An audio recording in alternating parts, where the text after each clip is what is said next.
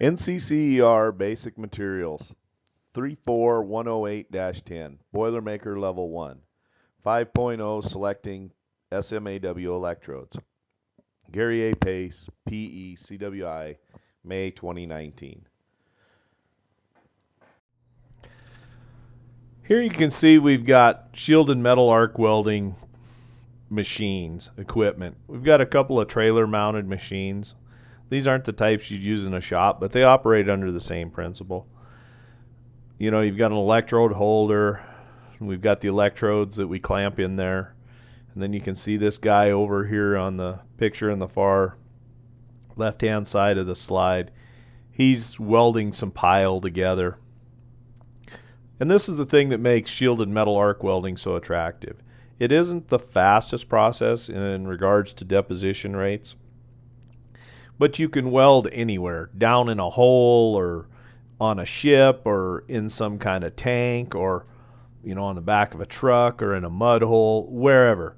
If you have a portable machine, an engine-driven, either diesel or gasoline-driven welding machine, you can take this and your filler metal and go weld all kinds of places and in a lot of different environments without having detrimental effects to the weld metal you're depositing into the weld joint. That's what's a nice thing about this process. It's not the fastest, but it's just robust, I guess is the word I'm looking for. You can weld in, you know, some pretty tough environments and still get a weld metal deposit that'll meet the needs of the material you're trying to get in there, the mechanical properties, the chemical properties, the physical properties. So this is these are examples of what welding machines look like. And once again, I stress that they're not shop type machines. They're for out in the field, but portability is what makes shielded metal arc welding so attractive. SMAW electrodes, selecting them, 5.0. So to the outside person that doesn't have any experience in welding, they're like, just weld it. Just go get some filler metal. What's the big problem? Just weld it. That's kind of their answer. I don't know how many times I've ever heard that. So when we go through this, my verbiage and what I've got in here isn't going to match up exactly with what's in the NCCER book. But I'm going to cover the same information, give you the information, talk about the information. It just came from different sources. My pictures and whatnot came from different sources. So when we're selecting electrodes, there's a lot of different things that come into play.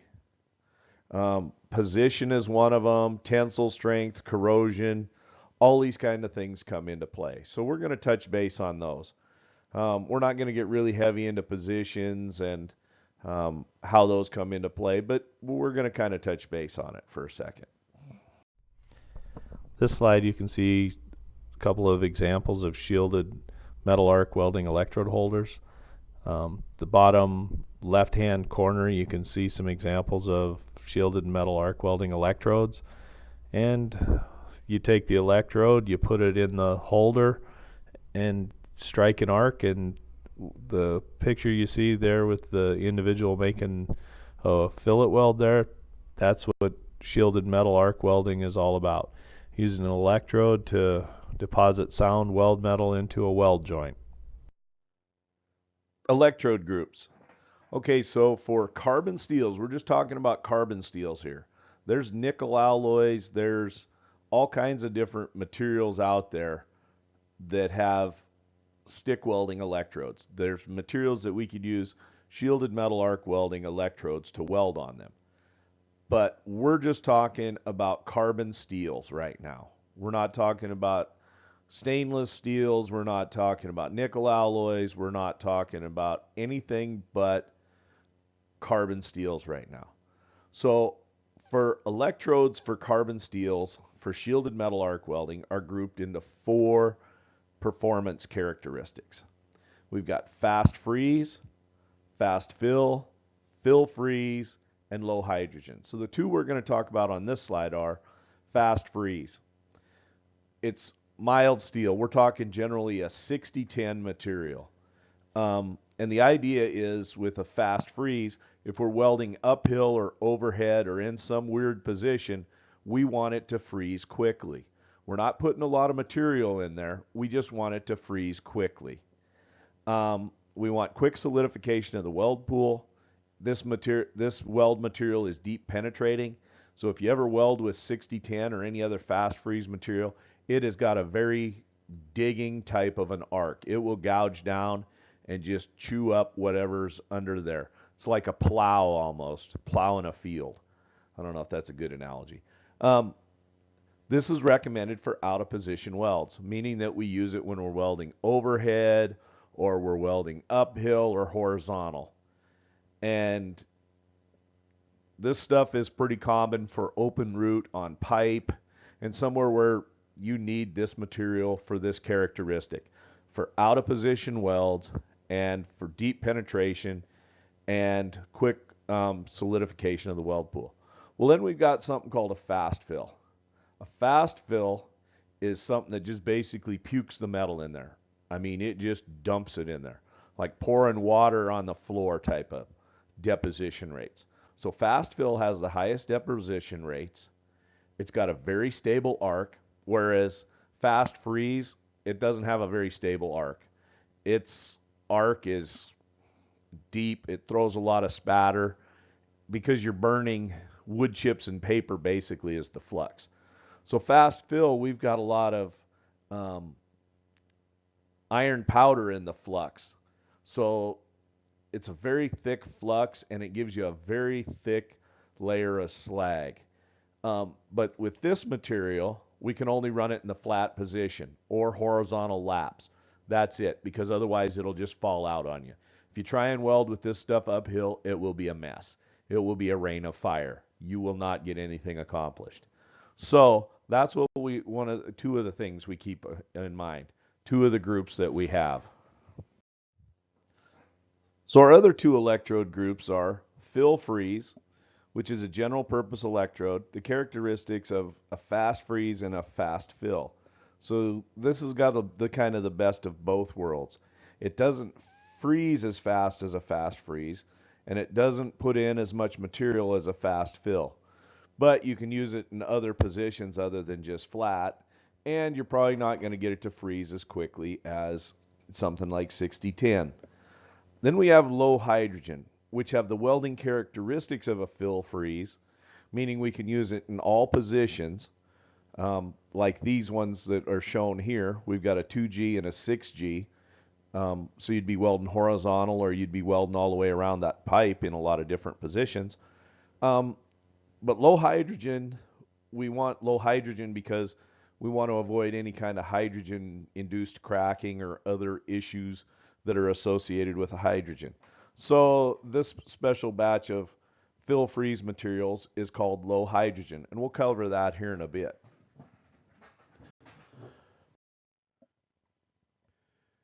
Five point 1.1 fast freeze. So here's a photograph of a fast freeze that was done on an open root.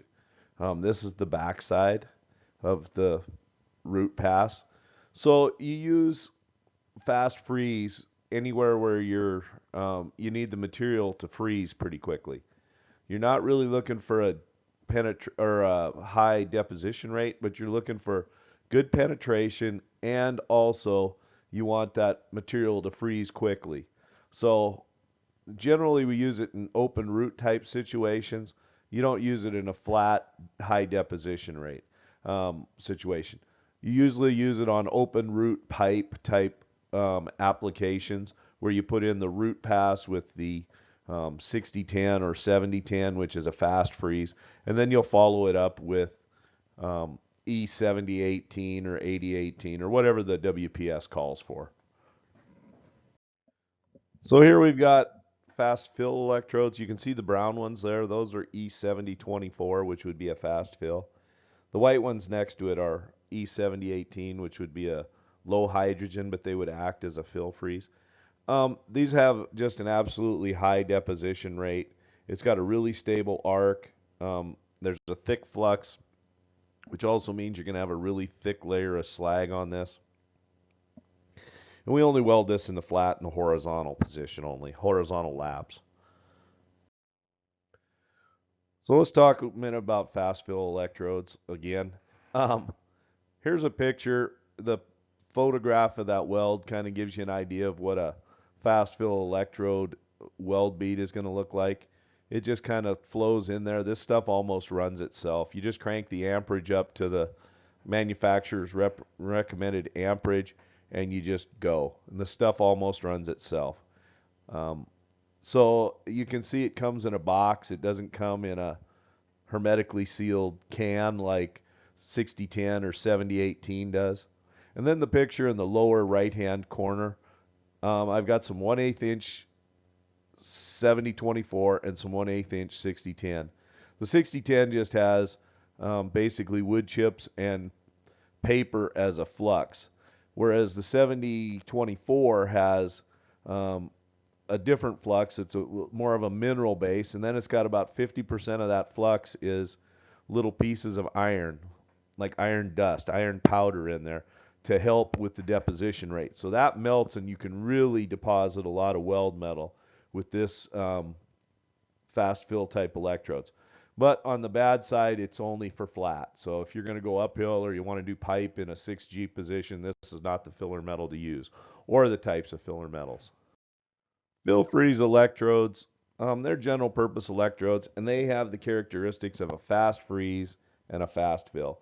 So you're not getting everything that you want as far as a fast deposition rate, but you're getting a higher deposition rate than you would if you were using a fast freeze material like E6010. So this is kind of the middle ground between the two extremes. You can use these welding in various positions: overhead, uphill, horizontal. You're not just confined to the flat position like you are with a fast freeze electrode. Let's talk about low hydrogen. You can see the low hydrogen electrodes come in hermetically sealed electrode containers, usually cans. Some people might send them, I don't know the different packaging, but you can get it in cans. Most of the time it comes in cans. Hermetically sealed means there's no moisture in there. So you can take this stuff for the most part out of the box, and it doesn't have very much hydrogen in it. Some codes or some standards might, or some clients might want you to put this stuff in the oven for a certain amount of time.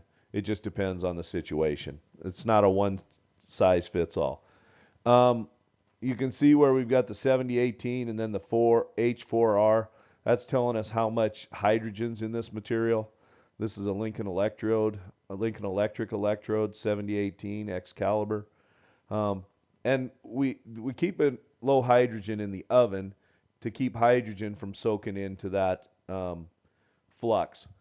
If you've ever lived anywhere humid and you've opened a bag of potato chips or corn chips and then left them out for a couple of days, the humidity makes those chips really crisp. Not crisp. It takes the crispiness away.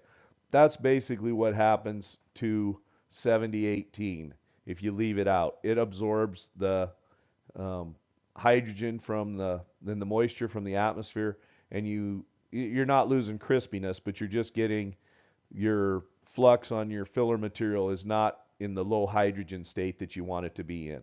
So that's why we use ovens to keep our filler material without having any excessive hydrogen in it. So it's kind of keeping your potato chips crisp in a very humid climate or situation. Why is low hydrogen so important? Hydrogen cracking is the problem that most commonly occurs when welding operations are done on steel components and structures.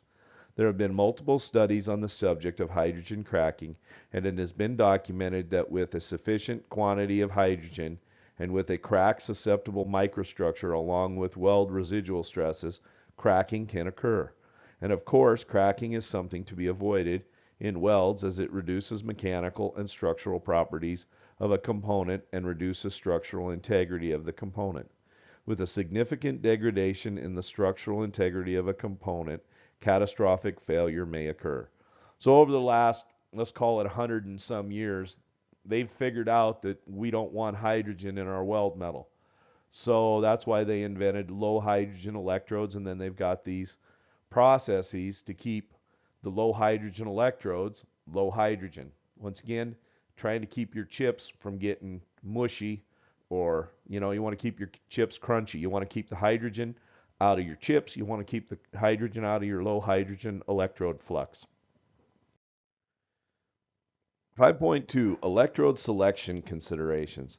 Generally, this isn't the boilermaker that's going to be making this call. It's going to be a welding engineer or a welding manager or the welding technical expert. But these are the criteria generally that go into selection of an electrode. The type of base metal. What are we welding? That's a big one. Metal thickness. Well, is it thin material? Is it thick material? What do we got going on with that? The material we're welding. Groove design, joint alignment are two biggies. Also available welding current. Where are we welding? What do we got going on? Am I in a situation where I have unlimited electrode or electricity and I can run at 400 amps and just go like hell in a flat position? Or am I constrained by a lack of available welding current? Skill level of the welder. We look at welders and think, oh, they're all the same. They're all good, right? Well, in my experience, most welders have two processes they can use, maybe three. It's like being good at all the sports. You know what I mean? Somebody that's good at basketball might not be good at wrestling or good at soccer, but somebody might be a 2 or 3 sport athlete. They played football, basketball, and baseball in high school, and they're pretty solid at it. The skill level of the welder depends on, how much is the shop paying? Are we paying to get top-notch help, or are we just paying for people to gob metal in there, and we'll work on that? So skill level of the welder is a biggie. Welding position, if I'm going to weld it in the flat position, I'm probably not going to use 60-10. I'm going to probably use something that I can just get moving with it, right? E7024, a fast fill electrode.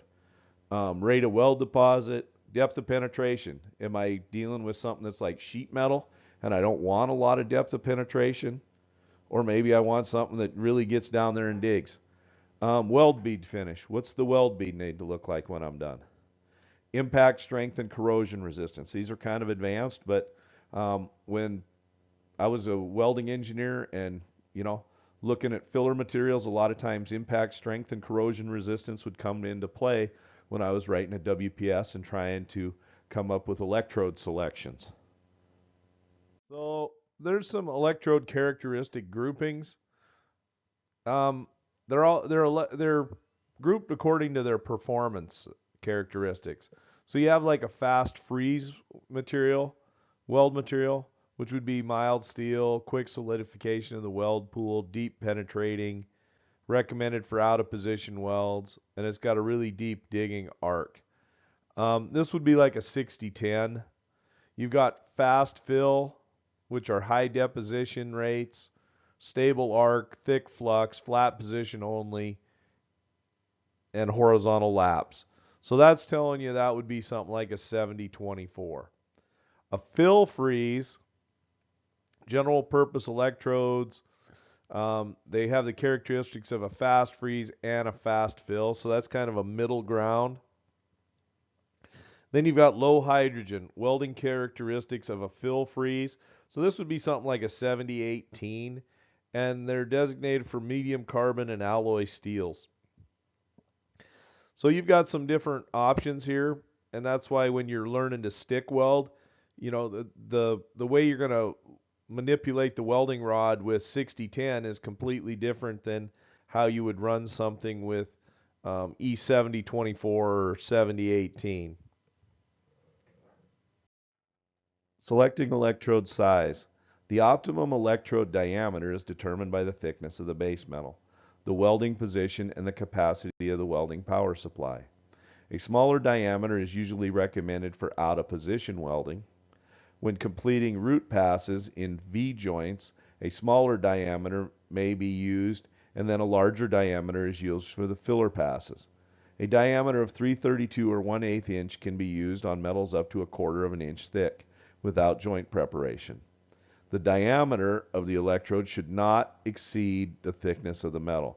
So if you're welding on 1/4 inch material in a flat position, you probably don't want to get 1/4 inch 70-18 and just blast through it, because you're just going to chew it up. So these are the recommendations when selecting the size of the electrode. And remember, the size of the electrode is the diameter of the metal, not the diameter of the flux. It's the diameter of the metal. Weld properties. From a weld design standpoint, it is important to understand the mechanical properties of welds. Some of the important properties of a weld include strength, the ability to withstand an applied load; ductility, the ability to deform or stretch without failing; hardness, the ability to resist indentation; toughness, the ability to absorb energy; soundness, freedom from imperfections; and fatigue strength, the resistance to failure under repeated loads. So all of these come into play when the engineer, the design engineer, and the welding engineer generally are putting together what they're going to utilize as a weld metal. So strength, ductility, hardness, toughness. Toughness is like how much you can hit it with a hammer. Certain steels react really well in somewhere like Houston, Texas in the summer and winter, but you get them up to Edmonton, Alberta, or up to the tar sands in northern Alberta in January, and that same material is going to crack and shatter like glass. So we need to look at toughness. Strength, there's different strengths. We have E70-18, E80-18, E90-18. What's the strength that we need for the weld metal for that application? What's our tensile strength need to be? Hardness. Some applications you don't want a material that's very hard. You want it, and I've been involved in qualifications of weld procedures where you can't. It can only be a certain hardness in the weld metal, the base metal, and the heat affected zone. That's it. You got to keep it either above or below a certain hardness, depending on the criteria set out by the code and the client, the end client. Electrode size. Electrodes are available in a variety of lengths and diameters. The diameter of the electrode refers to the diameter of the uncovered wire. So you don't measure the diameter of the flux, it's the diameter of the wire. Because something like 6010, a filler material such as 6010, has got a very thin layer of flux on it. And then if you go to a 7024, it's got a really thick layer of flux on it. So those two materials, even though one is significantly larger in diameter with the flux, if you call out for, I'm trying to think of a good number, 1/8 inch material on both of them, the wire diameter is going to be the same, even though the flux diameter of the E7024 is going to be significantly greater than the flux diameter of the E6010.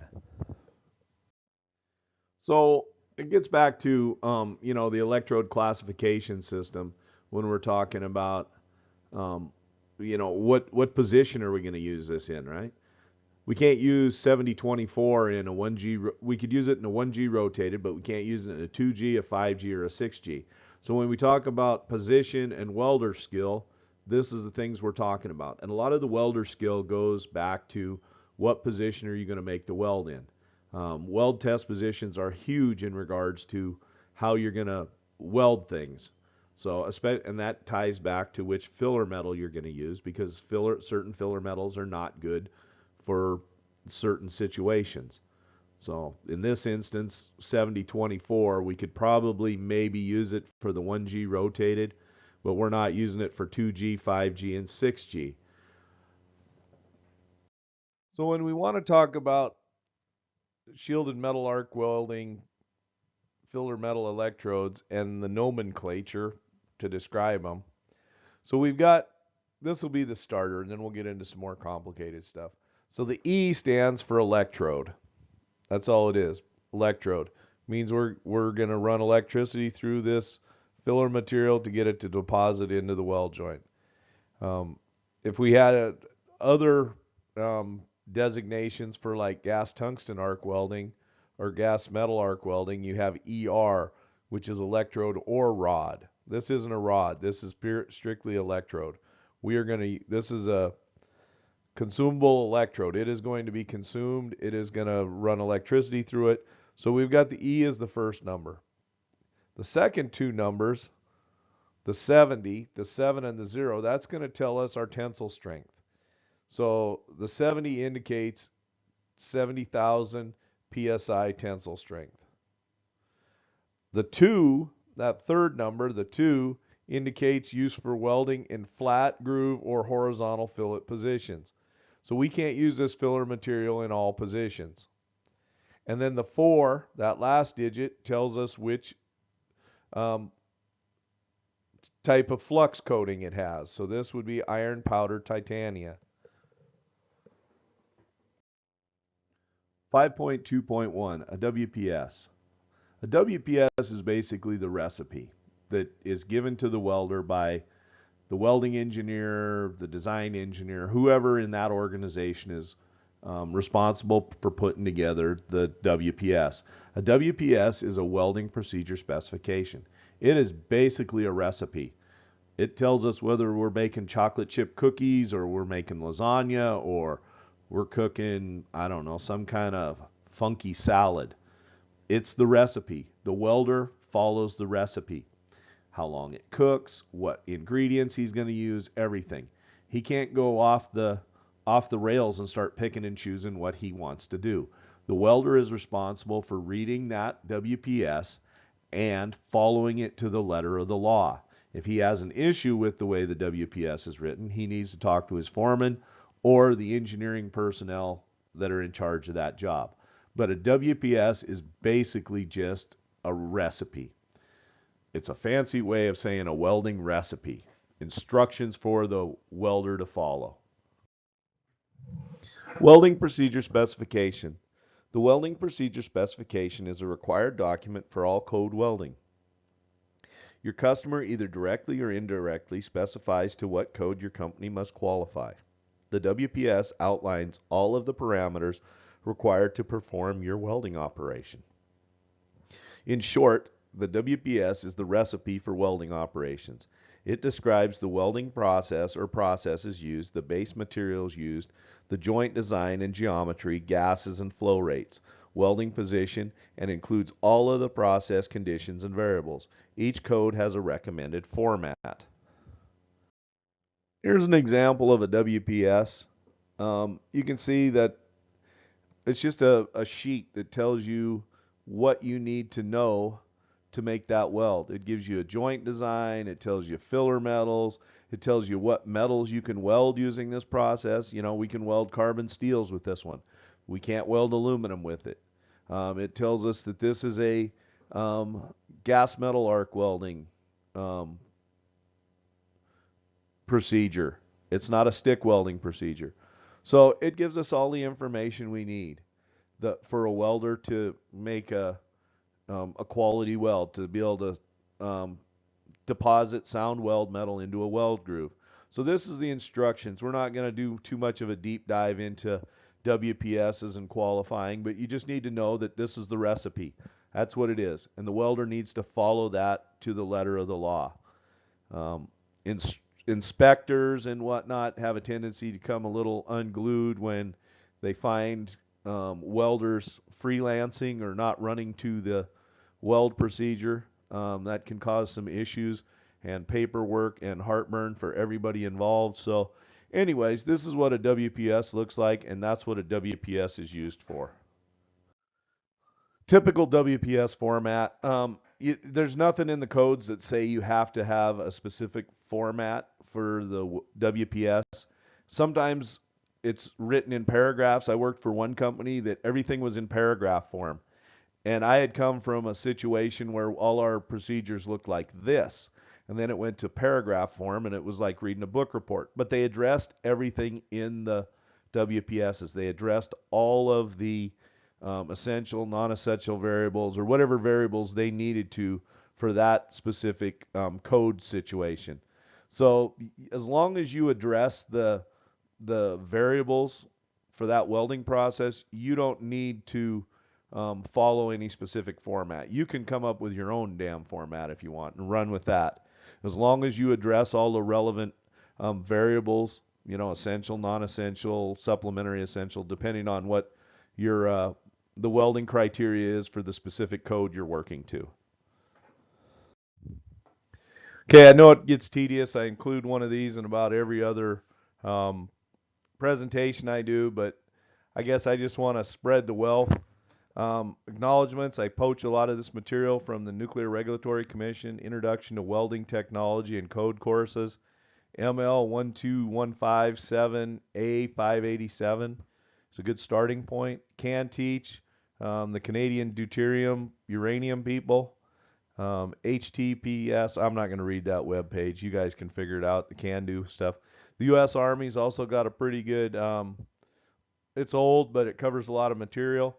TM 9-237 Welding Theory and Application is a good place to find some high quality welding information. None of it's changed over the last 50 years, but anyways, that's why I always include this, is because there might be somebody out there that's looking for some free material, doesn't want to pay for a book, and you want some good high quality welding material. This is it. Questions, comments, or whatever. My name is Gary Pace. I'm a professional engineer, welding engineer, certified weld inspector. I'm out of Katy, Texas. There's my email address and my website. Feel free to drop me a line if you have questions or whatever. Want to chat about welding related or materials, or maybe you've got an idea on something I need to cover in a future episode. All right, take care. GP out.